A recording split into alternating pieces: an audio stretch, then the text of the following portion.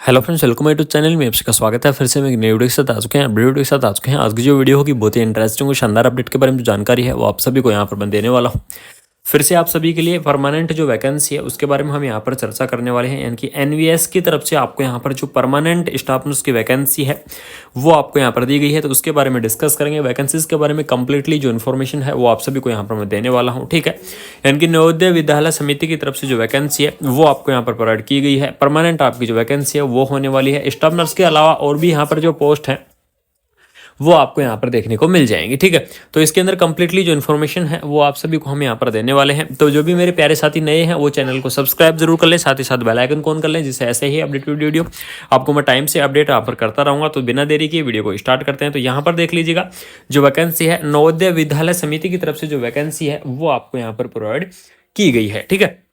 इसके अंदर देख लीजिएगा रिक्रूटमेंट ड्राइव 2024 नॉन टीचिंग आपकी जो पोस्ट है वो आपकी रहने वाली है, ठीक है। इसके अंदर सारी चीज़ें आपको दी गई हैं। अगर मैं बात करूं पोस्ट के बारे में कि पोस्ट आपको कौन कौन सी यहाँ पर देखने को मिल जाएंगी, तो देख लीजिएगा assistant section officer, audit assistant, junior translation officer, legal assistant, stenographer, computer operator की पोस्ट रहेगी। साथ में आपको मल्टीटास्किंग जो स्टाफ है उसकी पोस्ट भी आपको यहाँ पर देखने को मिल जाएगी, ठीक है। तो इन सभी पोस्ट का जो कैडर रहेगा वो SQRO रहेगा। साथ में बात करें कि जो मेडिकल फील्ड या नर्सिंग फील्ड से जो वैकेंसी है तो उसके अंदर देख लीजिएगा स्टाफ नर्स की पोस्ट आपको दी गई है, कैटरिंग सुपरवाइजर की है, जूनियर सेक्रेटरियल असिस्टेंट की है, इलेक्ट्रिशियन कम प्लम्बर की है, लैब अटेंडेंट की पोस्ट है। ये सारी पोस्ट आपकी किस कैडर के अंदर आएंगी? GNV कैडर के अंदर आएंगी, ठीक है। तो आपकी यहाँ पर जो वैकेंसी है वो स्टाफ नर्स की भी वैकेंसी दी गई है। परमानेंट आपकी जो पोस्ट है वो आपकी यहाँ पर रहने वाली है। तो सबसे पहले बात करते हैं यहाँ पर जो वैकेंसी है टोटल आपकी जो स्टाफ नर्स की फीमेल स्टाफ नर्स की जो पोस्ट रहने वाली है वो रहेंगी आपको 121, ठीक है। यानी कि 121 टोटल आपकी पोस्ट है वो देखने को मिल जाएंगी, जो कि अलग अलग कैटेगरी के अंदर यहाँ पर दी गई है। यहाँ पर देख लीजिएगा जो स्टाफ नर्स का जो कोड है पोस्ट कोड आपका 1 दिया हुआ है। जनरल कैटेगरी की आपकी 85 पोस्ट यहाँ पर रहने वाली है। जो AWS कैटेगरी है उसकी आपकी 12 पोस्ट रहेंगी, OBC NCL की 12 रहेंगी, SC की 10 पोस्ट रहने वाली है, ST की 2 पोस्ट। इस प्रकार से जो टोटल करके आपकी 121 पोस्ट है वो आपकी यहाँ पर स्टाफ नर्स की दी गई है, ठीक है। और जो यहाँ पर 121 पोस्ट दी गई हैं ये पोस्ट आपकी क्या रहने वाली है? परमानेंट आपकी यहाँ पर रहने वाली है। तो इसके अंदर हम यहाँ पर क्या करेंगे, डिस्कस करेंगे कंप्लीटली जो जानकारी है वो हम प्रोवाइड करवाने वाले हैं। कौन कौन कैंडिडेट इसके अंदर अप्लाई कर पाएंगे उसके बाद देख लीजिए अलग अलग कोड के हिसाब से हैं। पोस्ट कोड 2, पोस्ट कोड 3 सारी जो वैकेंसियाँ हैं वो आपको दी गई हैं। लेकिन जो हम जो मेन फोकस रखने वाले हैं वो रखने वाले हैं हमारी जो नर्सिंग से रिलेटेड जो वैकेंसी है उसके ऊपर हम यहाँ पर फोकस रखेंगे, ठीक है। बात करते हैं इसके अंदर डायरेक्टली क्वालिफिकेशन के बारे में कि कौन कौन कैंडिडेट इसके अंदर अप्लाई कर सकते हैं, सैलरी इसके अंदर क्या रहने वाली है।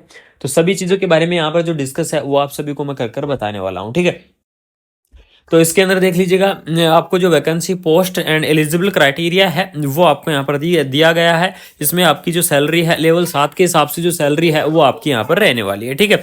जिसके अंदर जो आपकी सैलरी रहेगी 44,900 रुपये से आपकी स्टार्टिंग लेकर 1,42,000 रुपये तक आपकी यहाँ पर रहने वाली है। टोटल आपकी जो एज लिमिट यहाँ पर देखने को मिल जाएगी, ठीक है। तो इसके अंदर जो एज लिमिट आपकी रहने वाली है वो एज लिमिट आपको देखने को मिलेगी, ठीक है, 35 यानी कि 35 ईयर इसकी जो एज लिमिट है वो आपको यहाँ पर देखने को मिल जाएगी, ठीक है। यानी कि 35 ईयर इसकी क्या रहने वाली है, एज लिमिट है वो आपके यहाँ पर देखने को मिलेगी। उसके बाद में नेक्स्ट हम यहाँ पर चर्चा करते हैं एसेंशियल क्वालिफिकेशन यहाँ पर क्या रहने वाली है, यानी कि कौन कौन कैंडिडेट इस वैकेंसी को आप अप्लाई कर सकते हैं, ठीक है। तो इसके अंदर देख लीजिए कौन कौन कैंडिडेट इस वैकेंसीज को अप्लाई कर पाएंगे। तो BSc जो हॉन्स नर्सिंग कैंडिडेट है वो इस वैकेंसीज को क्या कर सकते हैं, अप्लाई कर सकते हैं। उसके बाद में रेगुलर कोर्स यानी कि जो BSc नर्सिंग कैंडिडेट है वो भी क्या कर सकते हैं, इस वैकेंसीज को आप अप्लाई कर सकते हैं, ठीक है। यानी कि BSc हॉन्स नर्सिंग और BSc नर्सिंग कैंडिडेट इस को अप्लाई कर पाएंगे। साथ में जो पोस्ट BSc नर्सिंग कैंडिडेट हैं वो भी इस वैकेंसीज को आप अप्लाई कर सकते हैं, ठीक है। तो इस चीज़ का आप जरूर ध्यान रखें। BSc nursing, post BSc nursing और जो BSc नर्सिंग है वो सारी चीज़ कैंडिडेट इस वैकेंसीज को आप अच्छे से अप्लाई कर सकते हैं। उसके बाद में यहाँ पर डिजायरेबल जो चीज़ें हैं वो भी आपको यहाँ पर दी गई हैं। पोस्ट कोड अलग अलग डिवाइडेशन की गई हैं। अगर जो मेरे प्यारे साथी अगर अलग पोस्ट पर अप्लाई करना चाहते हैं तो वैकेंसीज के PDF आपको मैं प्रोवाइड करवा दूंगा, तो व्हाट्सएप ग्रुप से आप वहां पर जाकर देख लीजिएगा।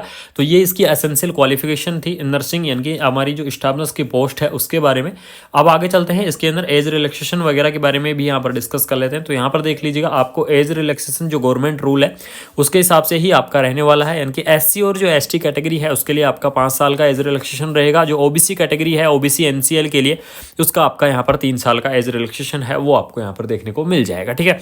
तो इस प्रकार से आपका यहाँ पर जो एज रिलैक्सेशन है वो रहेगा। अगर कोई डिसेबल कैंडिडेट है यानी कि फिजिकल अगर डिसेबल कैंडिडेट है तो उनके लिए यहाँ पर देख लीजिएगा SC ST फिजिकल डिसेबल के लिए 15 ईयर का है, OBC NCL फिजिकल के डिसेबल के लिए 13 है, और जो जनरल कैटेगरी के अंदर आते हैं लेकिन अगर फिजिकली हैंडीकैप कैंडिडेट है तो उनको 10 साल का, यानी कि ओनली जो जनरल कैटेगरी है और जो फिजिकल हैंडीकैप है उनको ही यहाँ पर रिलैक्सेशन दिया गया है। बाकी नॉर्मल जो जनरल कैटेगरी है उसके लिए यहाँ पर एज रिलैक्सेशन आपको प्रोवाइड नहीं किया गया है। ठीक है, यहाँ पर जो सिलेक्शन प्रोसेस की अगर मैं बात करूँ तो सिलेक्शन प्रोसेस आपका क्या रहेगा, CBT एग्जाम के माध्यम से आपका सिलेक्शन प्रोसेस रहेगा।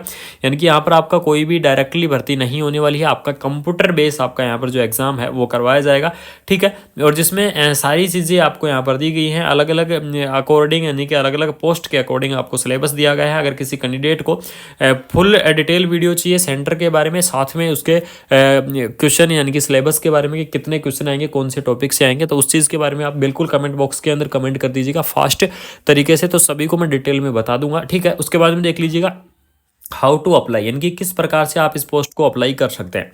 तो अप्लाई करने के लिए आपको सिर्फ और सिर्फ candidate require the apply the online, यानी कि आपका ऑनलाइन मोड ही एप्लीकेशन फॉर्म अप्लाई होगा, बाकी किसी भी मोड नहीं होगा। और इसकी जो ऑफिशियल वेबसाइट है देख लीजिएगा www.navodaya.gov.in क्या है, इसकी ऑफिशियल वेबसाइट है।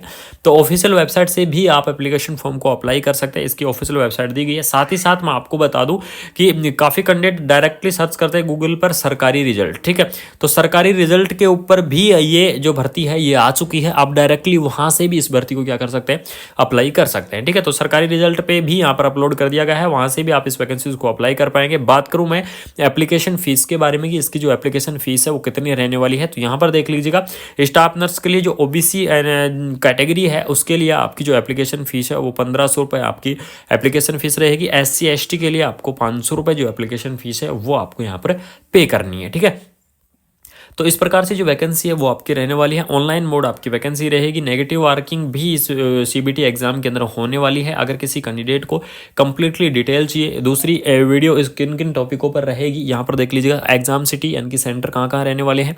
दूसरी चीज़ आपका सिलेबस किस प्रकार से रहेगा, यानी कि जो नर्सिंग का सिलेबस है वो कैसा आता है।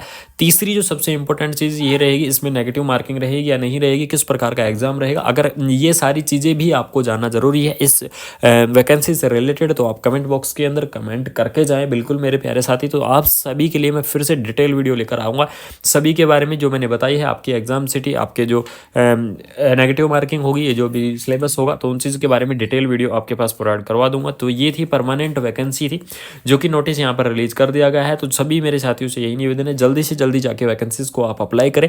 अगर किसी को कोई डाउट है तो कमेंट बॉक्स के अंदर या फिर टेलीग्राम या व्हाट्सएप ग्रुप चैनल से जाके जुड़ जाइए, वहाँ से अपने डाउट को क्लियर कर सकते हैं। तो थैंक यू सो मच। अगर वीडियो इन्फॉर्मेटिव लगी तो अपने फ्रेंड सर्कल के अंदर रेगुलरली शेयर कर दीजिएगा। जय हिंद, जय